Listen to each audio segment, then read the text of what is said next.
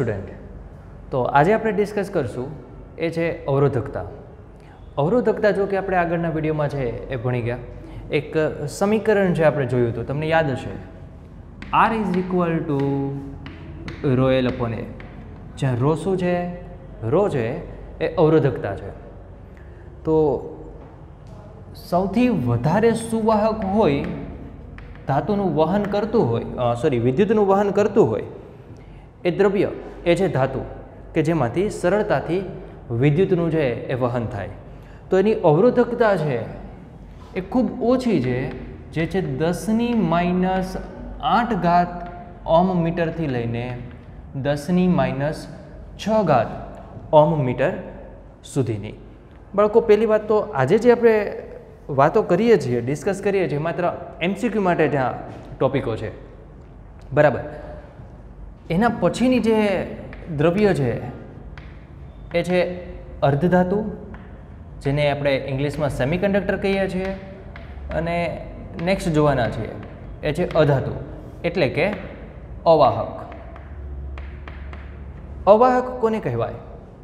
Chapter number 1 discuss કર્યું, જેમાં વિદ્યુતનું વહન સરળતાથી ન થતું હોય એને શું કહીએ છીએ? આપણે અવાહક કહીએ છીએ. જે અવાહક છે, અવાહકની અવરોધકતા એ ધાતુ કરતાં લગભગ 10⁸ ગણી છે, ખૂબ વધારે છે.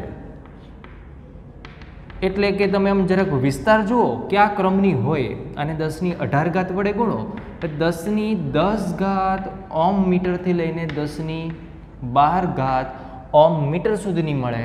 અને અર્ધધાતુ જેવી કે કાર્બન, સિલિકોન, જર્મેનિયમ, અર્ધધાતુ કેમિસ્ટ્રીમાં 14મો સમૂહ, એની અવરોધકતા આ બંનેના વચ્ચેની છે એ ક્યાંક હશે. આ અવરોધ પરથી, અવરોધકતા પરથી જે આપણે અવરોધ બનાવીએ છીએ એવા ટોટલ 2 અવરોધ છે. પહેલો અવરોધ છે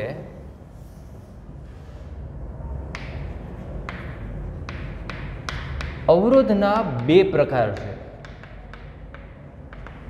પહેલો અવરોધ છે એ છે વાયર વાઉન્ડ રેઝિસ્ટર, જેને ગુજરાતીમાં કહેવાય બંધિત તાર અવરોધ. દાખલા તરીકે રિયોસ્ટેટ. દાખલા તરીકે રિયોસ્ટેટ. મારી પાસે આ છે, આ રિયોસ્ટેટ છે. એક સિરામિકની એક પાઇપ છે નળાકાર, એના ઉપર આ જે બ્લેક કલરનું તમને દેખાય છે એ તાર છે વીંટાળેલો છે. આ જે તાર વીંટાળેલો છે એ મિશ્ર ધાતુનો તાર છે. નિક્રોમ મિશ્ર ધાતુ છે, એનો તાર છે એના પર વીંટાળેલો છે. શું કામ નિક્રોમ યુઝ કરવામાં આવે એની વાત છે એ આપણાના પછીના વિડીયો છે એમાં બાળકો ડિસ્કસ કરશું. તો આ એક વાયર વાઉન્ડ અવરોધ છે. પણ આ રિયોસ્ટેટ અથવા તો વાયર વાઉન્ડ અવરોધ છે એ જ્યારે આપણે કિલો ઓહ્મની રેન્જ, એનો ક્રમ જોતો હોય, 10⁻³ ક્રમ જોતો હોય, ત્યારે મોસ્ટલી છે આપણે યુઝ કરીએ છીએ. બીજી વાત, જે રિયોસ્ટેટ છે એ ચલ અવરોધ છે. ચલ અવરોધ એટલે શું? જેની કિંમત બદલાતી હોય એવા અવરોધને શું કહેવાય? ચલ અવરોધ કહેવાય. આ જે છે એ છે સ્લાઇડર, અને તમે ફેરવશો એટલે અવરોધની કિંમત છે બદલાશે. કેવી રીતે એ પ્રેક્ટિકલનો વિડીયો બનાવશું ત્યારે છે આપણે ડિસ્કસ કરશું. તો વાયર વાઉન્ડ અવરોધ, વાયર વાઉન્ડ રેઝિસ્ટર, બંધિત તાર અવરોધ, દાખલા તરીકે રિયોસ્ટેટ, જ્યારે નાના ક્રમની જરૂર હોય ત્યારે એનો ઉપયોગ છે કરવામાં આવે છે.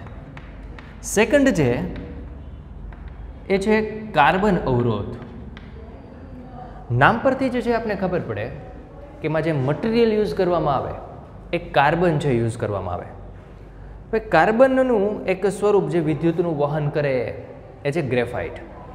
ગ્રેફાઇટ મટીરિયલ છે એને ખૂબ ટાઇટલી ફિટ કરવામાં આવે નળાકારમાં, નળાકાર આકારમાં. હવે આ જે ફોર એક્ઝામ્પલ આ એક ગ્રેફાઇટનો ટુકડો છે, એના જે બે એન્ડ છે, બે જે અગ્રભાગ છે ત્યાં ધાતુની કેપ પહેરાવવામાં આવે, એટલે કે ધાતુની ટોપી પહેરાવવામાં આવે અને સાથે એક ધાતુનો તાર છે જોડવામાં આવે. આવી રીતે કાર્બન અવરોધ છે બનાવવામાં આવે. ખૂબ નાના નાના હોય, એટલા નાના છે કે એના પર લખાણ કરવું હોય તો એ લગભગ છે એ પોસિબલ ન પણ બને. તો એ પોસિબલ નથી તો ખબર કેવી રીતે પડે કે આ અવરોધની કિંમત છે કેટલી છે? નો ડાઉટ મલ્ટીમીટર નામનું એક સાધન છે જેની મદદથી અવરોધ માપી શકાય, જે આજકાલ છે એ યુઝ કરીએ છીએ એ. પણ એના સિવાય કેવી રીતે ખબર પડે? મારી પાસે સાધન નથી, આ ઘટક છે આ કેટલા અવરોધનો છે, આની મૂલ્ય કેટલું અવરોધનું, તે ખબર નથી પડતી. તો એના માટે એક મેથડ છે. આ કાર્બન અવરોધ જે છે, આ જે કાર્બન અવરોધ છે એના ઉપર અલગ અલગ કલરના પટ્ટા છે એ કરવામાં આવે. આવી રીતે કંઈક અલગ અલગ છે એ પટ્ટાઓ હોય છે. ટોટલ એવા 3 અથવા તો 4 છે એ પટ્ટા કરવામાં આવે, જેના પરથી નક્કી કરી શકાય કે કાર્બન અવરોધ. તો કાર્બનનો જે આ સિલિન્ડર તમને દેખાય છે એના પર અલગ અલગ કલરના પટ્ટાઓ છે એ કરવામાં આવે, જેના પરથી નક્કી થાય કે આ કાર્બન અવરોધનું મૂલ્ય છે એ કેટલું છે. તો પહેલાંથી આવી રીતે જે ડિસાઇડ કરવામાં આવે છે. એક બીજું રીઝન પણ છે કે આ કાર્બન અવરોધ પર શું કામ આવા કલરના પટ્ટા કરવામાં આવે. અમુક એવી કન્ટ્રી છે કે જ્યાં ઇંગ્લિશ લેંગ્વેજ છે એ પ્રિફર નથી કરતા. ફોર એક્ઝામ્પલ ચાઇના, પોતાની લેંગ્વેજ છે એ ચાલે છે. તો જો આ અવરોધ પર ફોર એક્ઝામ્પલ 25 મેગા ઓહ્મ લખેલા છે તો ખબર ન પડે કે કિંમત કેટલી છે. એટલા માટે કલરના પટ્ટાઓ છે એ કરવામાં આવે, જેને કહેવાય વર્ણ સંકેત. તો આ વર્ણ સંકેત પરથી અવરોધની કિંમત કેવી રીતે નક્કી કરી શકાય? ફોર એક્ઝામ્પલ મારી પાસે એક કાર્બન અવરોધ છે જેના પર અલગ અલગ કલરના પટ્ટા છે. ફોર એક્ઝામ્પલ એક પટ્ટો છે એ વાયોલેટ છે, એટલે કે જાંબલી કલરનો છે. કોઈ બીજો પટ્ટો છે એ છે સપોઝ ગ્રીન છે. ત્રીજો પટ્ટો છે એ પણ છે ધારો કે ગ્રીન છે, અને જે ચોથો પટ્ટો છે એ છે ધારો કે સિલ્વર કલરનો.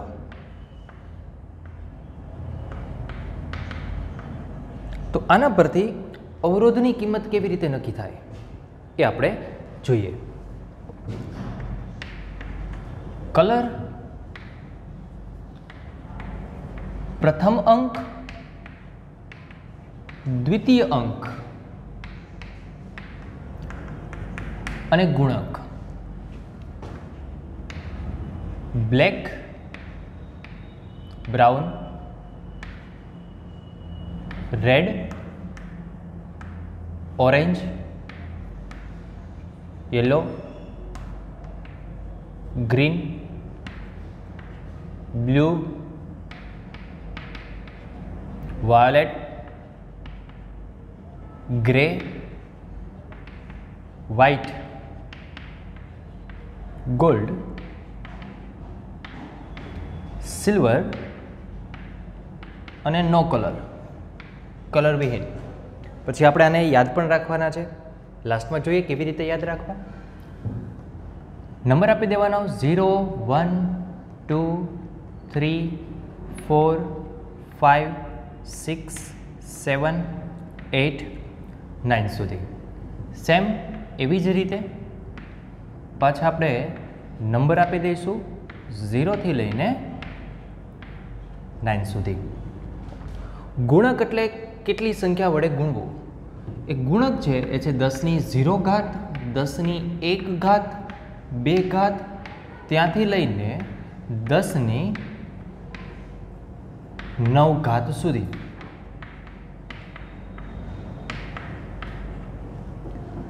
છેલ્લે ગોલ્ડન છે એ છે 10ની -1 ઘાત, 10ની -2 ઘાત. છેલ્લું છે એ છે ટોલરન્સ.